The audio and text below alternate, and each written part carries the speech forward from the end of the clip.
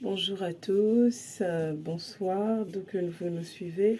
Que l'Éternel vous bénisse et qu'il vous fortifie dans votre marche avec lui. Nous sommes aujourd'hui le dimanche 16 juin 2024 et oui, nous continuons toujours à commander au matin. Il est 1 heure du matin en France et je ne sais pas l'heure qu'il est dans le pays d'où vous nous suivez, mais vous pouvez nous écrire en commentaire pour nous dire quelle heure il est, d'où vous nous suivez. Que l'Éternel vous bénisse au nom puissant de Jésus-Christ. Nous continuons à lire le livre de Marc. Aujourd'hui, nous sommes au chapitre 4. Vous voyez, nous allons lire un chapitre tous les jours jusqu'à terminer les 16 chapitres. Voilà, et enfin, il ne nous restera plus que le livre de Matthieu. Depuis le début de cette année, nous avons commencé à lire le livre de Luc, nous avons lu le livre de Jean, maintenant nous lisons le livre de Marc et il nous reste un seul évangile à lire en direct ensemble, c'est l'évangile selon Matthieu avant la fin de l'année. Tout au long de l'année, nous avons aussi lu les autres livres de la Bible, y compris le livre d'Apocalypse que nous avons pris du temps pour lire chaque chapitre, les interpréter et tout faire pour les comprendre selon ce que l'explication que le Saint-Esprit nous donnait. Et donc là, il s'agit de pouvoir étudier le livre de Marc jusqu'à la fin et en tirer les leçons que le Seigneur nous inspirera. Que l'Éternel vous bénisse au nom puissant de Jésus-Christ en ce dimanche où nous allons tous aller à l'église pour l'action de grâce. Sans plus tarder, élevons la voix et remercions le Seigneur pour sa grâce, remercions-le pour sa bonté et sa fidélité à notre égard, remercions-le pour sa puissance. Il est le Dieu tout-puissant, l'alpha et l'oméga. Il est celui qui ouvre les portes que personne ne peut fermer. Et ceux qui espèrent en lui ne sont jamais abandonnés. Peu importe la situation dans laquelle tu te trouves, sache que si tu as la main, tu tiens la main du Seigneur entre tes mains, tu vas arriver à faire tout ce que tu dois faire en son nom. Amen. Que l'Éternel te bénisse au nom puissant de Jésus. Élevons la voix, remercions le Seigneur qui fait toutes choses bonnes en son temps. Remercions-le, lui qui ouvre les portes que personne ne peut fermer.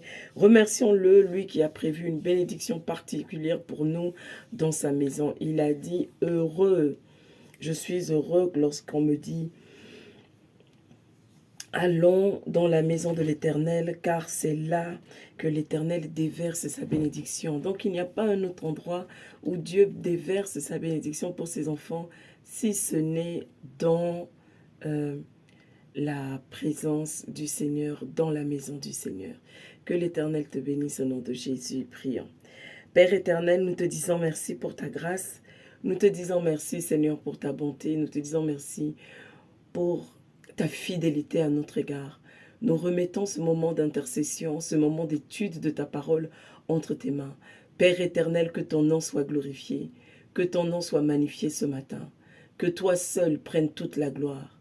Nous élevons, ô Éternel des armées, nos voix vers toi, nos intentions vers toi, pour que toi seul tu nous guides, toi seul tu nous conduises, toi seul tu nous parles.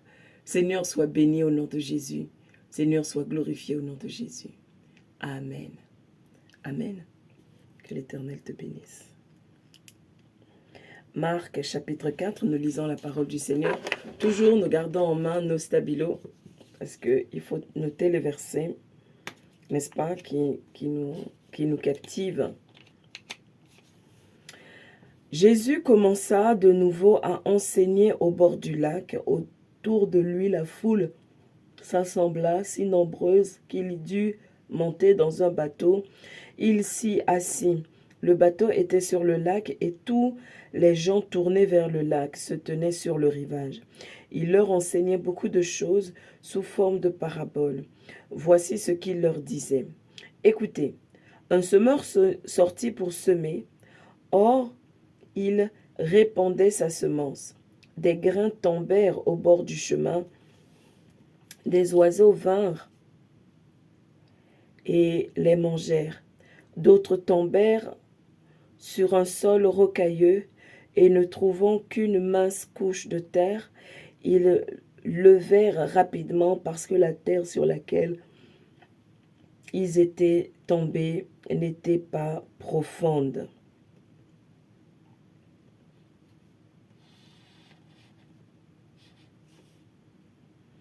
Alléluia.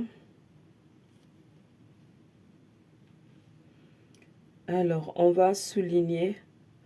Or, comme il répandait sa semence, tu vas souligner, des grains tombèrent au bord du chemin.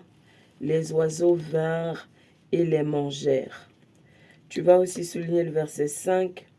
D'autres tombent, avec une autre couleur si possible, sur un sol rocailleux et ne trouvant qu'une mince couche de terre, ils levèrent rapidement parce que la terre sur laquelle ils étaient tombés n'était pas profonde.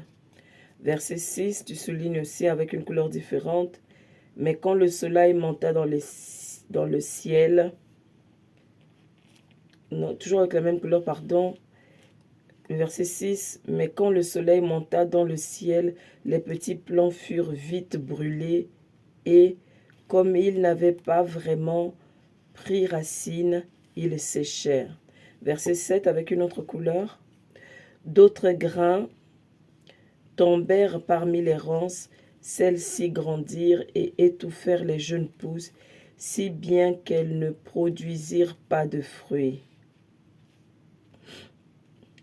D'autres encore, avec une autre couleur, verset 8, tu soulignes, d'autres encore tombèrent dans la bonne terre et donnèrent des épis qui poussèrent et se développèrent jusqu'à maturité, produisant l'un 30 grains et un autre 60 et un autre 100. Jésus ajouta, « Celui qui a des oreilles pour entendre, qu'il entende. » Amen. Verset 10. Quand il fut seul avec eux, ceux qui l'accompagnaient ainsi que les 12 lui demandèrent ce que signifiaient les paraboles qu'il venait de raconter. Il leur dit, les secrets du royaume de Dieu vous ont été confiés, mais à ceux du dehors, tout est présenté au moyen de paraboles. Tu peux aussi souligner le verset 11, afin que, lorsqu'ils voient de leurs propres yeux, ils ne saisissent pas. Quand ils entendent de leurs propres oreilles, ils ne comprennent pas. De peur qu'ils reviennent à Dieu et reçoivent le pardon de leurs fautes. Verset 13. Puis il leur dit, « Vous ne comprenez pas cette parabole? Comment alors comprendrez-vous les autres? Le semeur est celui qui sème la parole.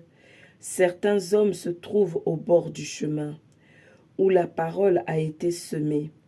À peine l'ont-ils entendu que Satan vient arracher la parole qui a été semée en eux. » Si tu peux aussi souligner avec une couleur différente le verset 15. Puis il y a ceux qui reçoivent la semence sur le sol, dans verset 16, une autre couleur. Quand ils entendent la parole, ils l'acceptent aussitôt avec joie, mais ne la laissent pas prendre racine en eux, car ils sont inconstants. Que surviennent des difficultés ou la persécution à cause de la parole, et les voilà qui abandonnent tout. Tu continues à souligner, toujours avec la même couleur. D'autres reçoivent la semence, tu changes de couleur maintenant, verset 18. D'autres reçoivent la semence parmi les ronces. Ce sont ceux qui écoutent la parole, mais en qui elle ne porte pas de fruits, parce qu'elle est étouffée par les soucis de ce monde. L'attrait trompeur des richesses et toutes sortes d'autres passions qui pénètrent en eux. Enfin, il y a ceux qui reçoivent la parole, donc tu changes de couleur au verset 20. Il y a ceux qui reçoivent la semence dans la bonne terre. Ce sont ceux qui écoutent la parole, qui la reçoivent et qui portent du fruit. Un grain en donne 30, un autre 60 et un autre 100. Alléluia. Que l'Éternel soit béni pour sa parole, au nom puissant de Jésus. Nous continuons la lecture. Il leur dit aussi, est-ce qu'on apporte une lampe pour la mettre sous une mesure à grains ou sous un lit? N'est-ce pas plutôt pour la mettre sur un pied de lampe? Tout ce qui est caché doit paraître au grand jour. Si tu peux aussi souligner le verset 22. Si quelqu'un a des oreilles pour entendre, qu'il entende. Il ajouta, faites bien attention à ce que vous entendez. On vous appliquera la mesure dont vous aurez servi. Pour mesurer, on y ajoutera. Tu peux aussi, avec une autre couleur, hein, verset 24. Il ajouta, faites bien attention à ce que vous entendez. On vous appliquera la mesure dont vous vous serez servi pour mesurer, et on y ajoutera. Car à celui qui a, on donnera encore, mais à celui qui n'a pas, on ôtera même ce qu'il a. Le verset 25 avec une couleur différente. Alléluia. Verset 26, nous continuons la lecture. Il dit aussi, il en est du royaume de Dieu, comme d'un homme qui a répandu de la semence dans son champ.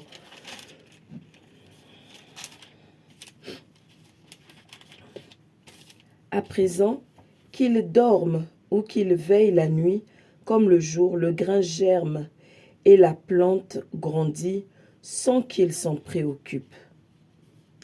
Si tu peux aussi souligner, n'est-ce pas, le verset 26 et 27, il en est du royaume de Dieu comme d'un homme qui a répandu de la semence dans son champ. Amen. Verset 27, tu soulignes, à présent, qu'il dorme ou qu'il veille la nuit comme le jour, le grain germe et la plante grandit.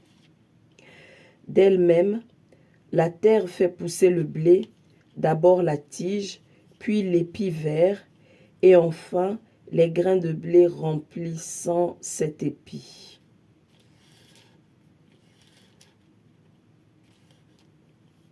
Et lorsque le grain est prêt à être cueilli, l'homme y porte aussitôt la faucille, car la moisson est prête.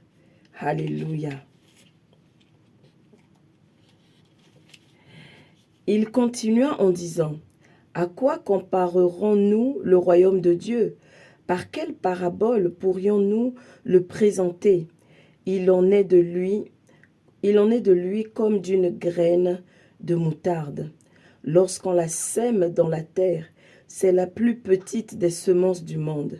Mais une fois semée, elle pousse et devient plus grande que toutes les plantes du potager. Il y monte des branches si grandes que les oiseaux du ciel peuvent nicher à son ombre. » Tu vas souligner au verset 30, « À quoi comparerons-nous le royaume de Dieu ?» Et puis aussi le verset 31, « Il en est de lui comme d'une graine de moutarde. » Comme d'une graine de moutarde, lorsqu'on la sème dans la terre, c'est la plus petite des semences.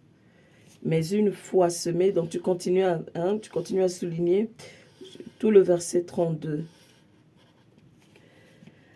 Par beaucoup de paraboles de ce genre, il enseignait la parole de Dieu à ses auditeurs en s'adaptant à ce qu'ils pouvaient comprendre.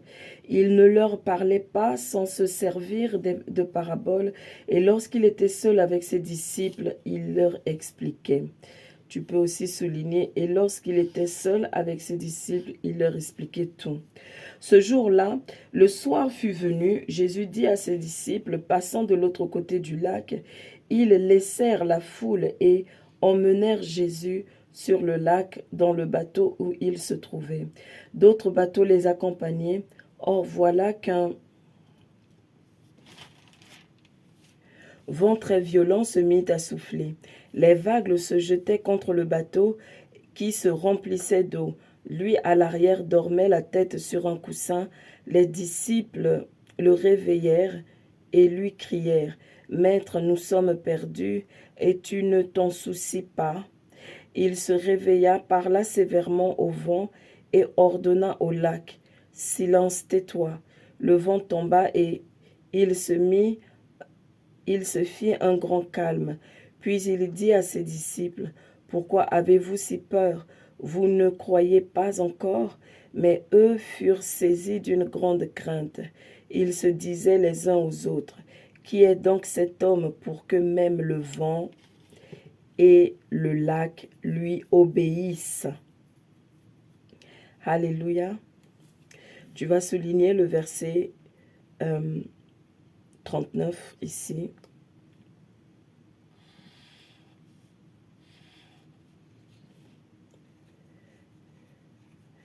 Alléluia. Que l'Éternel soit loué au nom puissant de Jésus. Alléluia. Son nom est merveilleux. Alors, Marc chapitre 4, nous venons de lire. Nous allons ensemble écouter ce que le Seigneur nous dira par rapport à Marc chapitre 4 avant de commencer à prier pour commander au matin. Excusez-moi, c'est ma boîte de mouchoirs qui est tombée.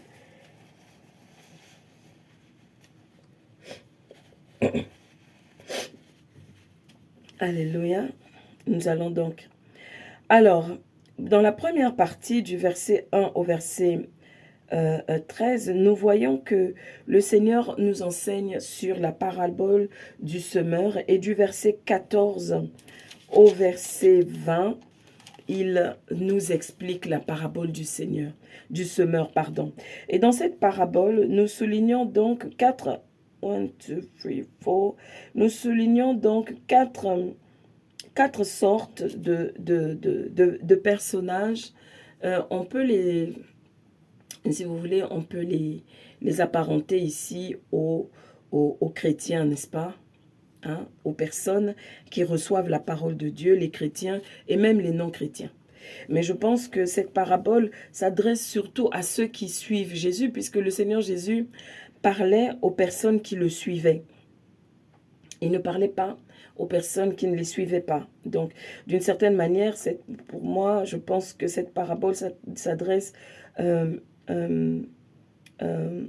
beaucoup aux chrétiens. Alors, le premier cas, c'est le cas des personnes où le grain ici, il s'agit de la parole de Dieu, le grain tombe au bord du chemin. La première catégorie.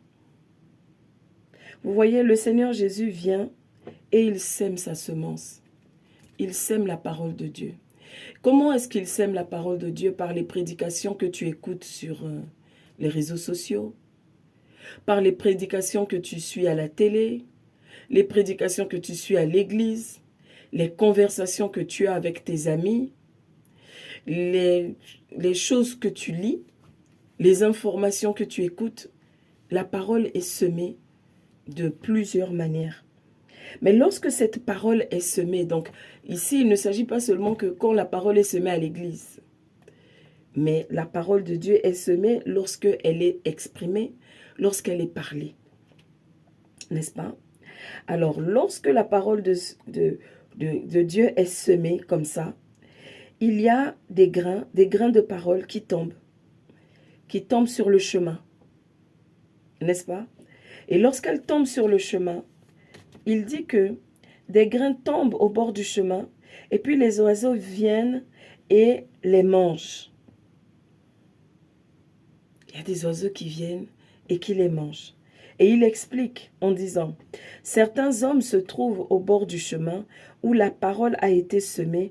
À peine l'ont-ils entendu que Satan vient arracher la parole qui a été semée en eux. Regarde bien ce que le Seigneur dit. À ce moment-là, ce n'est même pas les démons qui viennent enlever la parole. Mais Satan lui-même se retrousse les manches pour venir récupérer ce qui a été semé en eux. Il vient arracher ça. Et ça ressemble beaucoup aux gens qui vont à l'église le dimanche.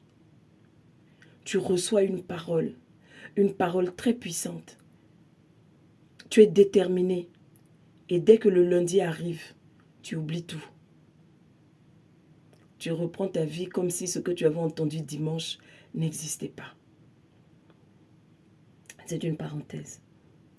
La deuxième catégorie, d'autres tombèrent sur un sol rocailleux et ne trouvant qu'une mince couche de terre, ils levèrent rapidement parce que la terre sur laquelle ils étaient tombés n'était pas profonde, mais quand le soleil monta dans le ciel, les petits plants furent vite brûlés et comme ils n'avaient pas vraiment pris racine, ils séchèrent. Donc dans le verset 16, maintenant le Seigneur explique. Puis il y a ceux qui reçoivent la semence sur le sol rocailleux. Quand ils entendent la parole, ils l'acceptent aussitôt avec joie, mais ils ne la laissent pas prendre racine en eux, car ils sont inconstants, que surviennent des difficultés ou la persécution à cause de la parole, et les voilà qui abandonnent tout. Waouh! Alléluia! Donc il y a d'autres personnes qui reçoivent la parole de Dieu. Il y a une prophétie qui passe par là, ils disent Amen. Ils sont pleins de joie. Mais quand il s'agit maintenant de mettre en pratique la parole, ça devient très difficile pour eux. Amen. Ils ont pourtant accepté la parole qui dit que tu ne dois pas te fâcher. Fais tout pour ne pas te fâcher pour un oui ou pour un non. Fais tout pour redresser ta vie. Et ils se rendent compte que oui, je dois redresser ma vie. N'est-ce pas?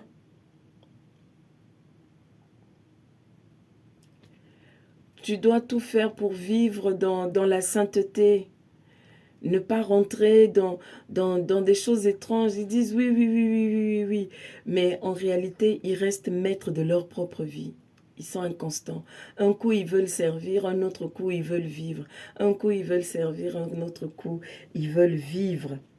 Alléluia. Et à cause de cette inconstance, le Seigneur a dit, parce que tu n'es ni chaud ni froid, je vais te rejeter, je vais te recracher. Au moins, si tu étais froid, je t'aurais réchauffé. Et si tu étais chaud, j'aurais augmenté ta chaleur. Mais comme tu n'es ni chaud ni froid, tu es inconstant. Ça fait que dès que les difficultés arrivent, dès que la persécution vient à cause de la parole, les voilà qui abandonnent tout. Pourquoi est-ce que ces personnes abandonnent tout? Parce qu'elles n'ont pas laissé la parole s'enraciner en eux. Ils ont pris la parole avec légèreté. Ah, pasteur, tu as bien prêché. Prophétesse, tu as dit la vérité. Amen, je suis d'accord avec ce que tu as dit. Mais quand le moment est arrivé de commencer la prière, ça a été difficile. Quand le moment est arrivé de commencer le jeûne, alléluia, la réalité de l'estomac s'est pointée. Et c'est devenu difficile. Alléluia. Il n'y a rien de facile dans la